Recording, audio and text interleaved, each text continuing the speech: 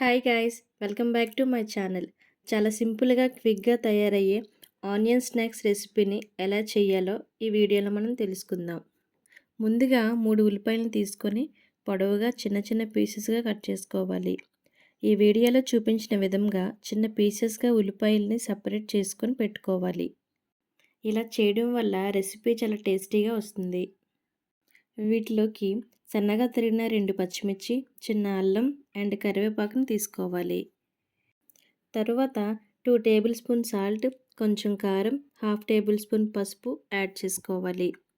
ఇలా యాడ్ చేసిన ఇంగ్రీడియంట్స్ అన్నీ కూడా ఉల్లిపాయలకు బాగా పట్టేలా మిక్స్ చేసుకోవాలి. మిక్స్ అయిన ఆనియన్స్ మిశ్రమాన్ని 5 to 10 మినిట్స్ పక్కన పెట్టుకోవాలి. తరువాత ఈ మిశ్రమాన్ని గట్టిగా ప్రెస్ చేస్తే ఉల్లిపాయల నుండి వాటర్లా వస్తుంది.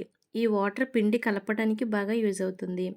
హాఫ్ కప్ మైదాని తీసుకొని ఈ మిశ్రమంలో వేసుకొని బాగా కలుపుకోవాలి.